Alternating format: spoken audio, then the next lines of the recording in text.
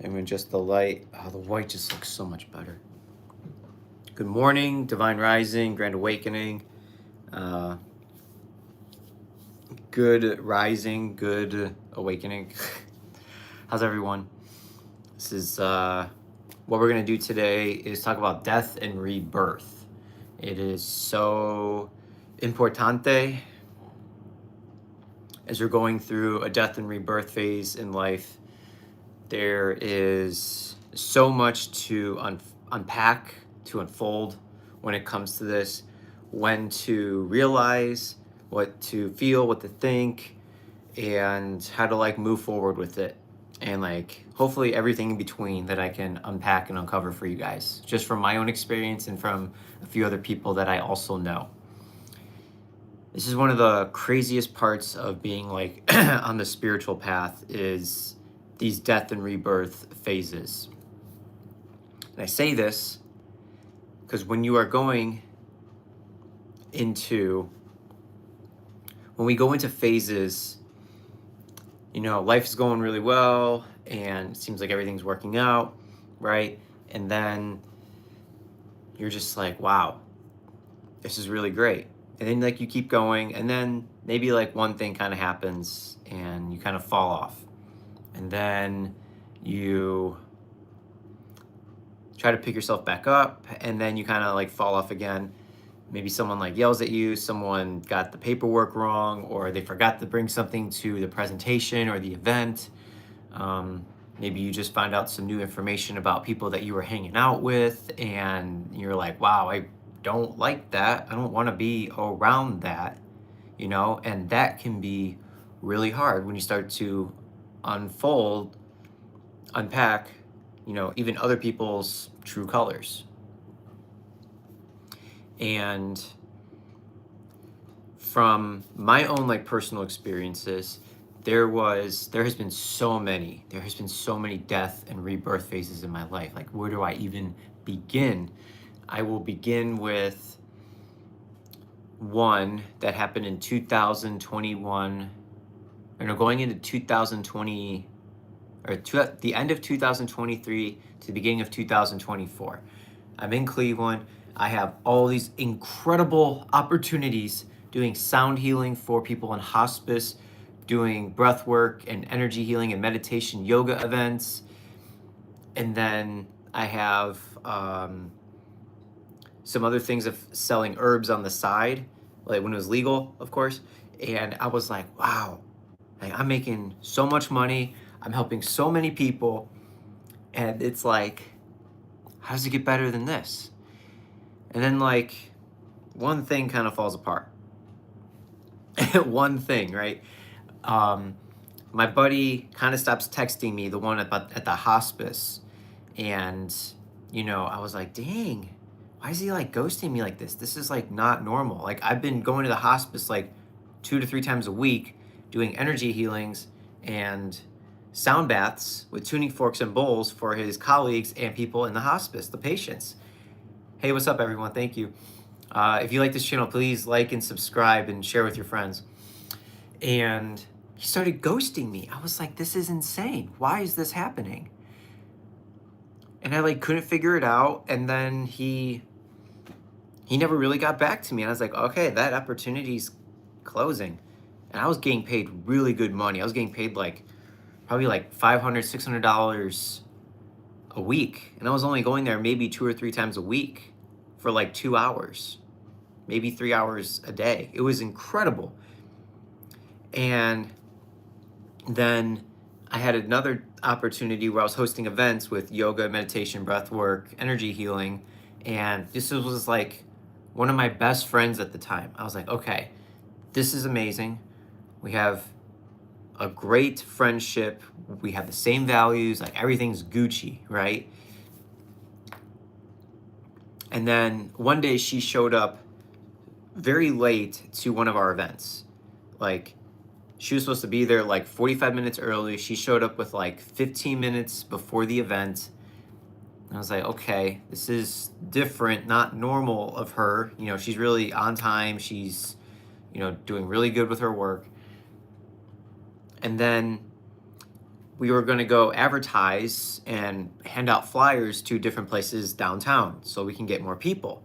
And she didn't do any of that.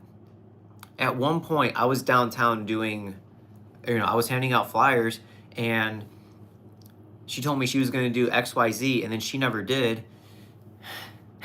And then I go to the house because I was like, hey, I have these extra flyers.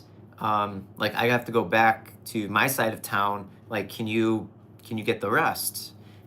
And like, we're talking, and then she has like this blank stare with like, she's smiling. She's like, here, please take all the flyers and hand them out. And I was like, wait, but I just did my part. She's like, I know, but like, I'm busy and like, I have other stuff to do, my boyfriend. And I'm like, but you said that you were going to do this. And like, you live down here. Like, I don't have to drive 20 minutes, 30 minutes to go hand out flyers. When you live literally 5 minutes away from the place that we're hosting the events at, you could literally just go around your town. And like, found out that she was like drunk with her boyfriend. She drinks a lot at that time. I don't know if she still does because I don't really talk to her that much anymore. But at that time, she was drinking and like microdosing. And I'm like, oh my God, she's like not fully present. She's like not getting it. She's always using external stimulus to feel like really good. And she's like hiding other things and not facing like some of her fears and shadows. And then like after the 4th event that we hosted, we had like 15 people, which is like the least amount that we had. And like, I'm feeling so heavy. And I even attended one of her parties, like her boyfriend's parties, and like all of them are drinking, a lot of them are smoking. And I'm just sitting there like, I don't belong here. I'm not with these people.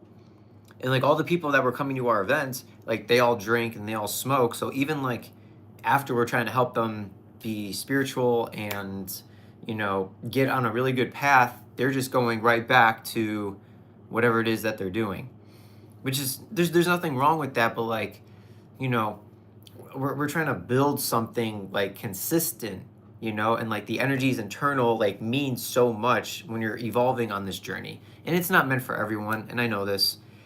But at that time, I was like, man, like, I don't feel like I'm making the impact that I should be, And then I was like, yo, Erica. Oh my God, I said her name. Oh shit, I said her name. I was not supposed to say her name. And I was like, I can't do this anymore. I don't know what it is, but it feels heavy and I can't do it. So, and then like we stopped doing it. And then she brought up another opportunity. And it's weird because if you look at it from like an observation deck and like with the energies that she was having at that time, she tried to bring me into another opportunity. So where we can do events like at these gyms in the area because she knew the owner. And like the owner even invited me out to dinner. He paid for all of our drinks, all of our food at the time. And I didn't drink alcohol at the time. I literally had like water and lemons for the person who's like doing here with that message comment. And like he was like feeling up all on her, and like he's like married and had like kids. And I'm just, and like she's like I could tell she like wanted to freak out, but she was just taking it. And she has a boyfriend. And it's like she was doing it for, I don't want to say like the money per se, but she was doing it for some other reasons. And it was very uncomfortable. And then that was like the final straw. And I was like, I don't like these people that you hang out with. It's like you call yourself spiritual, you do yoga, you do Reiki, and then yet you hang out with all these people who just drink all the time and just go have a party. It just like blew me away. I couldn't believe it. So that was like another thing that fell off. And then there was like another opportunity that also fell through. And I was like, wow, I have to leave. I'm not supposed to be here anymore. So then like literally in like 1 month, I asked God. I was dying. I felt like I was going through a death phase. Deathing. It's not a word. Now it is. And I prayed to God. I was like, God, I don't know what to do. I need help. Tell me where to go. Tell me what to do. And then literally within like a few days, I had like this moment of like, huh, maybe I'm supposed to go back to Texas. I'm in Cleveland, Ohio at that time. I was like, I think I have to go back to Austin, Texas. And I was like, that might be the move. And it's funny because then my friend, who I was doing all the events with, she calls me. And at one point we were talking about doing retreats together, like one in New York City, one in Los Angeles, because she knows people out there. She has a lot of friends. And I was like, okay, cool. Yeah, let's fucking do it. If you know a lot of people, we got this. And then she calls me and she goes, hey, what do you think about doing retreats in Austin, Texas? And my heart opened up and I was like, oh my God, I am so happy right now. Like Austin, Texas. Like that's literally what I was thinking, but not to do retreats with her. You know, it was more for me to just go by myself. And then another part of me was like, you are so gung ho about doing retreats in New York City and Los Angeles because like you know people and like they have a ton of money. And now you're just like asking me about Austin, Texas. Like it was weird. It was really weird to me. And I'm like trying to like piece it together. I was like, man, did all of our contacts just fall through? Like we were in it for service and money because there's so much money in New York City and Los Angeles. Like it's insane. She switched it up on me, and then a few days later I said, God, yo, if you really want me to go to Austin, Texas, then I want you to show me triple sevens on a license plate. Three sevens. Three sevens on a license plate. And then if you want me to stay in Cleveland, Ohio, then I want to see triple ones on a license plate. And then if you want me to go to Arkansas, because I was gonna maybe go to Arkansas to be with this woman, then I want to see triple fives. So I got like really specific because I didn't really know the answer. I kind of thought I knew it was gonna be Austin, Texas. And that night, or a few nights later, it was Friday night, I'm going on a date. It was like a very first date with a woman that I kind of knew through Facebook, never met her in person, but she looked beautiful and I was like, she looks nice, seems nice. I'm on my way. She calls me. She goes, hey, I need 1 more hour. I got stuck with something. And I was like, okay. I'm like halfway there. It's like, what am I gonna do? And then there was like a hockey game happening. So I tuned into the hockey game and it's like a flurry outside. It's beautiful winter night. And I'm in this parking lot and there's so many cars. I kid you not. I saw 5 cars that all had triple sevens on the license plates in the same parking lot. And I knew that I had been born again, that life was going to be exciting and joyful again.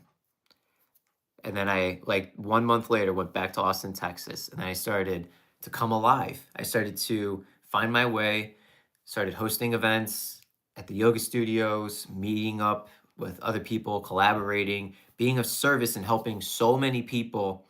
And it brought me joy and excitement. Was it hard? Yes. It was not easy because I had to like find my way again. And there's this quote that I really do live by. It's history doesn't repeat itself, but it does rhyme. And you might be able to figure out so much about your life with just that rhyme alone. So, I'm living in Austin. I feel alive. I feel great. And then another point, like going into 2025, there was a point where I was like, oh my God, I feel like I'm going through another death, rebirth transition, cycle of life. Oh my God, it hit me like a sack of bricks, hit me like a wrecking ball. It hit me like an earthquake, and like towers were just falling upon me.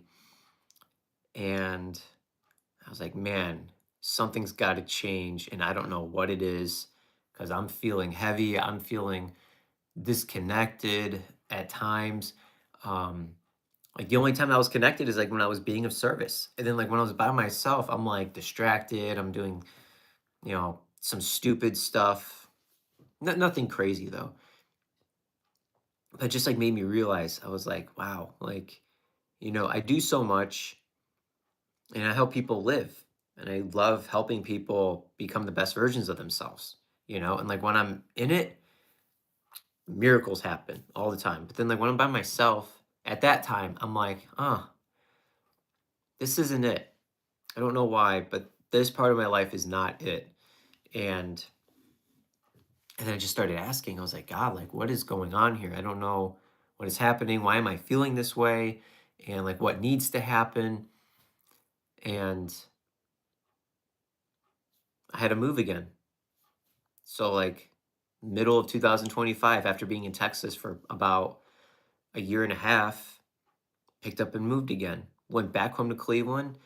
And then I was like, man, but this doesn't feel like the answer, you know? I feel like I've been born again because I got a new opportunity to like move and travel. And like I love traveling. I really do. It's like one of my favorite things to do.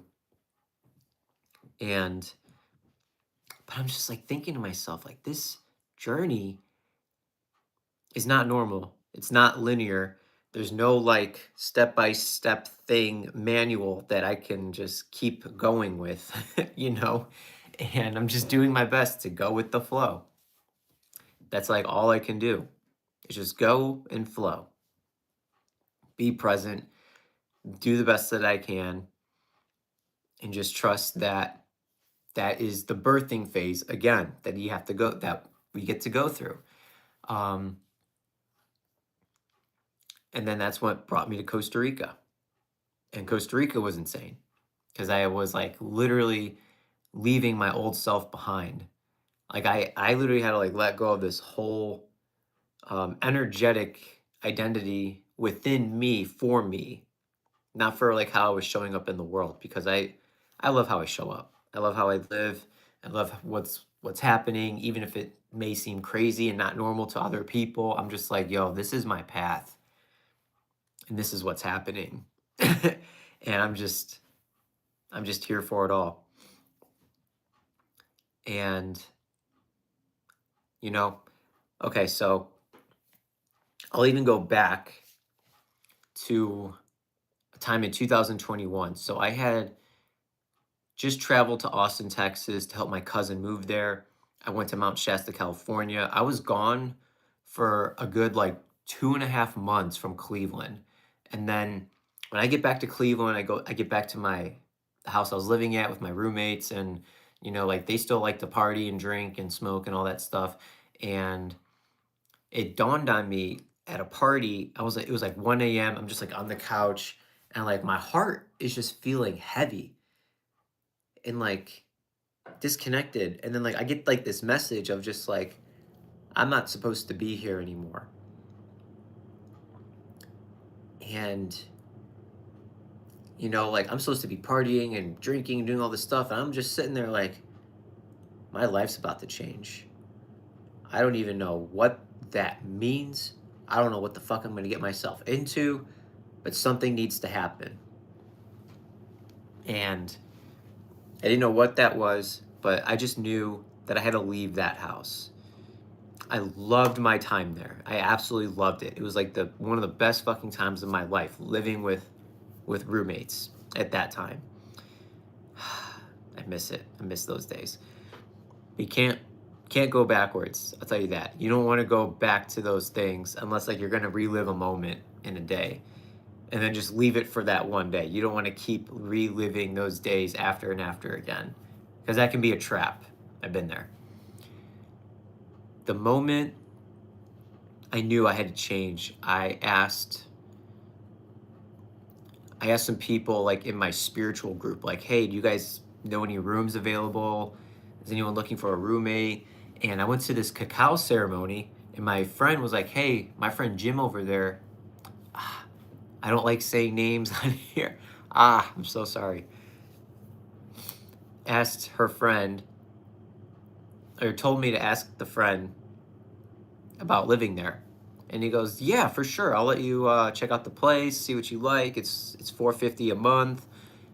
And I'm like, cool, great. That's exactly what I was paying at my last place. And then, it gets crazy because as soon as I drove him there, I drove him back to his house, which is like 5 minutes from the cacao ceremony. And I'm in the driveway.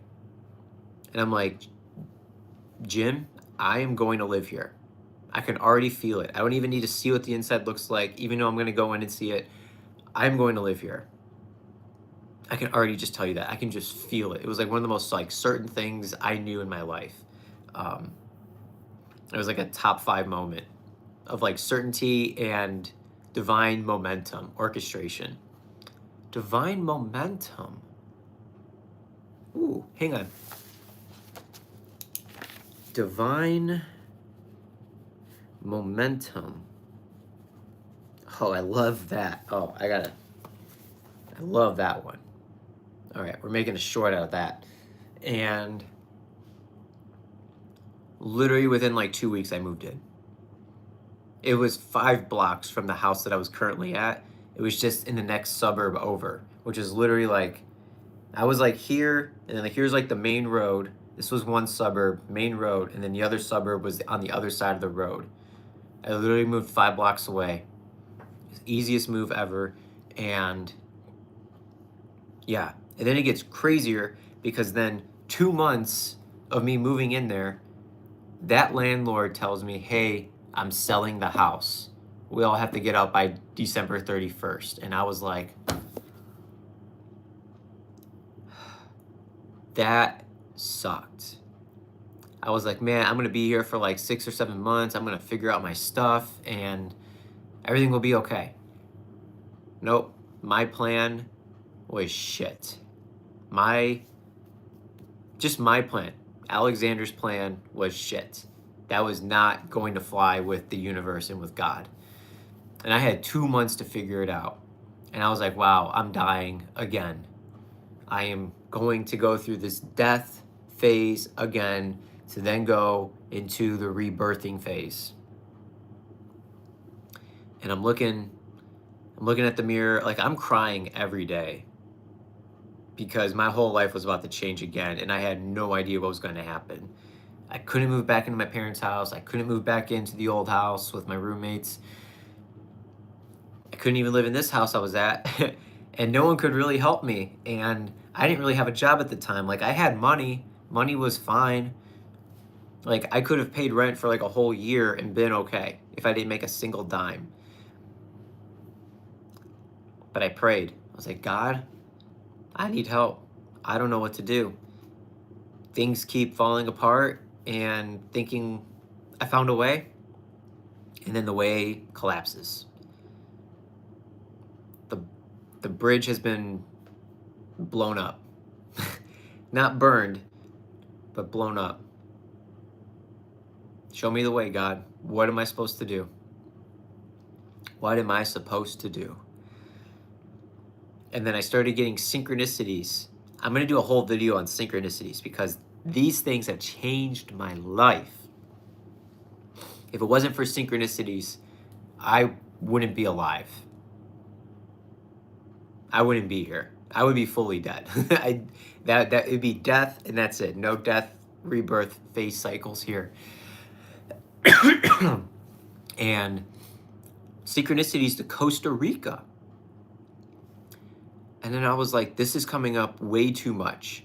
I'm hearing about it. I'm seeing it. Like billboards, hearing people talk about it. License plates in Ohio. I'm not kidding. I saw Costa Rican license plates in Ohio. It was random and crazy. But when I started learning about synchronicities, it was like, that's the way. That's the way for sure. And I booked a one-way ticket to Costa Rica in 2022, not knowing what was waiting for me down there. I had no idea. But as soon as I went to Costa Rica, I felt alive. I was like, wow, this feels incredible just to be down here. In my first month, I just hung out at the beach every day for like a whole month, talking with great people all around the world, learning about life, eating fruit every single day. Um, yeah, I couldn't believe it. I really couldn't. So, and then after a month of doing that, I was like, okay, this is kind of boring. I don't want to do this every day for the rest of my life. And I knew I was in this town called Porto Viejo. It's like the Caribbean side. It's like northwest or northeast, like way east of like of the country near Panama. And then like I called one of my buddies. I was like, "Yo, I don't know why, but my intuition just told me to call you. I'm in Costa Rica right now." And he goes, "Oh, I have a really good friend that lives in Costa Rica." And I said, "Oh, this is why I'm supposed to call you." And he introduced me to a buddy of his who's also from Cleveland. And this is crazy. This is one of the most like crazy things that you will hear. When my buddy was telling me about this dude, and then he gives me his number, and we talk the very next day, and like we're getting to know each other, and found out that he grew up in the next suburb over from me my entire life, 5 minutes down the road.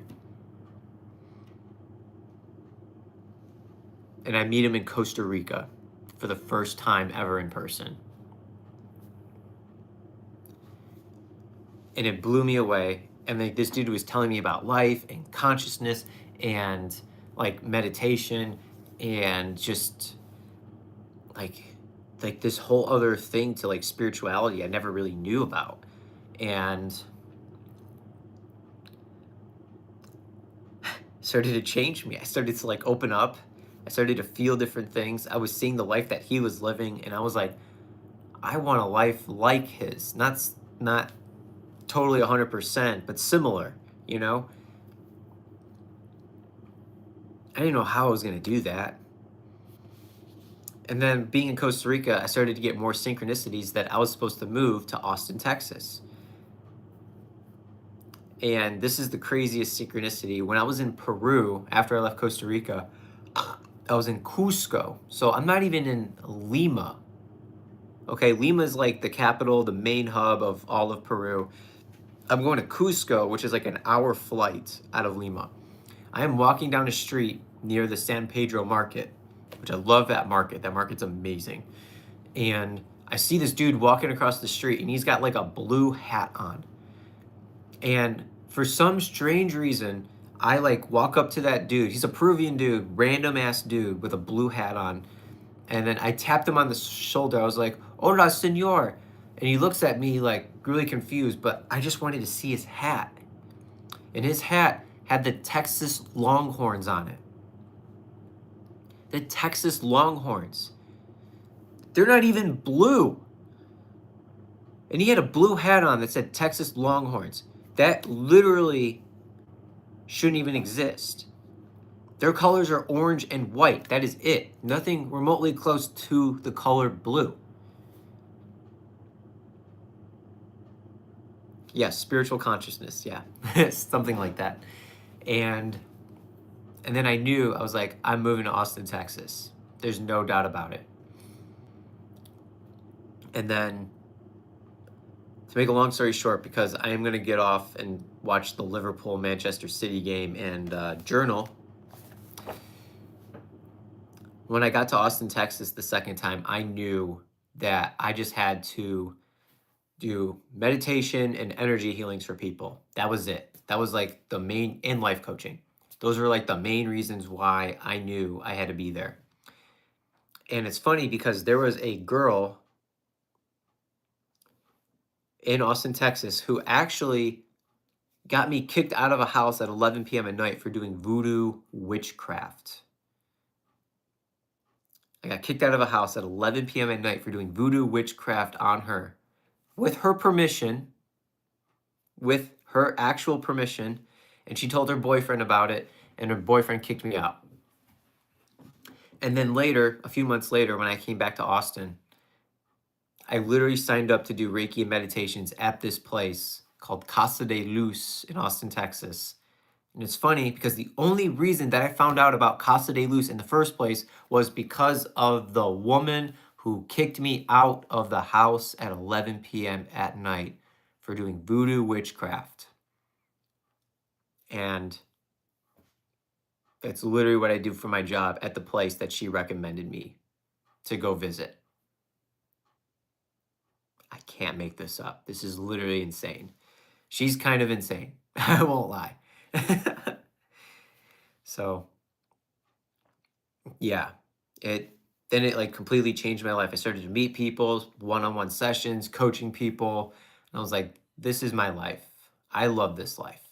I want to be a part of a community where I can do my thing, host breath work, energy healing, and meditation, and do coaching with people. And like, I'm good. I can be set and do fun things on the side, go to these cool events and rest and do all the things like that, eat well, be in great weather. Like, my life was simple. It was a little hard at times, but once I finally got like a good groove going, I was like, okay, yeah, this is awesome. Um, yeah, Reiki is great. And this is what I do for one-on-one people. So like if you want, I do somatic embodiment coaching now. So I take people on journeys to clearing out energies in their biochemistry and their neurons to their hearts, their chakras, their subconscious mind, help heal that and then like activate their soul, right? Bring them closer to God within themselves. I'm not the I'm not the God to worship. I'm here to help you worship yourself. Oh, oh, whoa. That's powerful. That's so powerful. Um, wow, and like when that happens, like more miracles will start to happen for you. So much beauty, so much elegance, um, and just a lot of gratitude and a lot of love. And your gifts get activated. You get to be of service and you get to find out what you like to do, learn about yourself, feel lighter and free. Oh my God, feeling light and free internally is one of the most like sensational, orgasmic feelings that one could ever be. Like ever. It can be better than sex. I won't even lie. Because like you can feel like this all the time. Like this is God's love. This is God's energy, God's consciousness, God's compassion and joy and presence. It's impeccable stuff. Thank you so much for liking my live. I appreciate it. Thank you. Um, um, Tomorrow night, I go live on Instagram and I do psychic mediumship readings because I just do those for fun and sometimes for one-on-one clients too. Um, but I'm working on getting like monitors so like I can go live on like YouTube, TikTok, and Instagram like all at once. I might even try to do Facebook too. It just kind of depends. I have a friend that's going to work with me on that because I would love to be of service to the world. And so, yeah, but if you're on Instagram, I'm the same username, the Fox Wellness Den. So, yeah. And then I'm on YouTube at least, I'd say probably twice a week. It just kind of depends. I usually like to do the night times, like 10, 11 p.m. Sometimes I go random if I feel called to do it, but there's no like set schedule. But Instagram, yeah, almost every Monday. But every third Monday, I host an online breathwork and energy healing event that's extremely powerful and a lot of fun. And it's kind of a workout, and then you get like super chilled out. It's amazing. It's transformative. Sometimes it's psychedelic for some people. It's really amazing. So I love what I do, and I'll never not do that. I'll even post something on here and let people know about how they can sign up for it. So I'll do that after this live.